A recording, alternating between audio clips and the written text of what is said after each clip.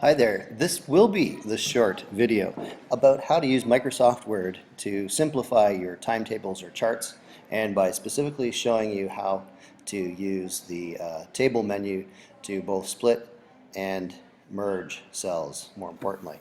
So for example, if one had decided that they wanted to create a grade 5 English class, or just an English class without and rather than writing it twice, what you could do is just write it once and select the two cells and make sure they're highlighted, and then you could right mouse click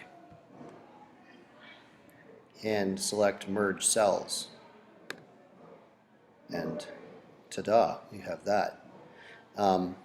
If you chose to do that again with math, maybe you wanted an hour long 60-minute math, you could select more than two cells, and you could right mouse click again, or go to table and select merge cells, and that's beautiful. That works really well. Now perhaps you made a mistake and you were overly ambitious and you right mouse clicked these cells and merge them all, and it's like now you have the issue of, I would have liked to done that, but I realized that's too much math in one day and I need to sort of block out 20 minutes for something else.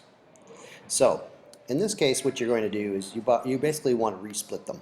So you want to split this cell back up. So select and then right mouse click, or table and split cells. If I were right mouse clicking, it would look like this.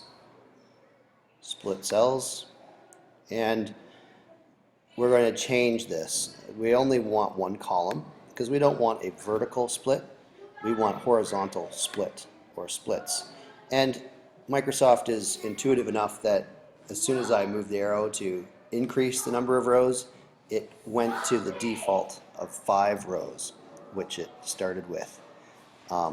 And it may not even allow me to choose something in between. So, but perhaps it would. But let's go with that and say, because that usually will get you where you want to go.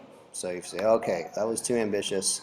I'm only going to merge 4 of the 5. So select 4, right mouse click, merge cells, or table, merge cells, and that works like that.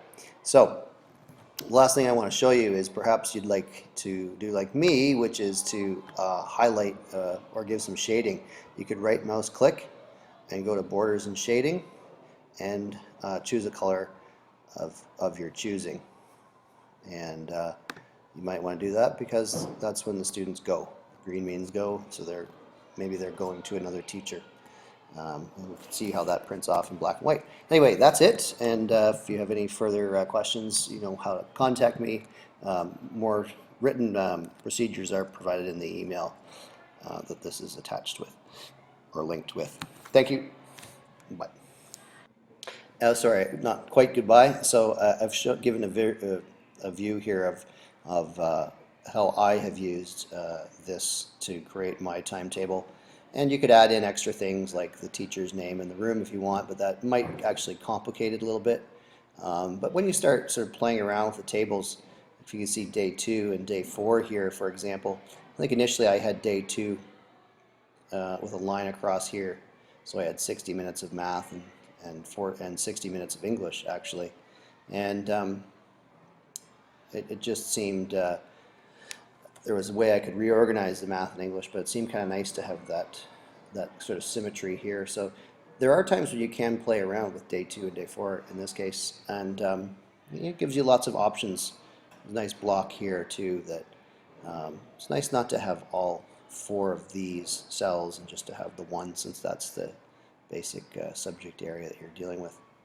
Thank you. That's all this time. Bye.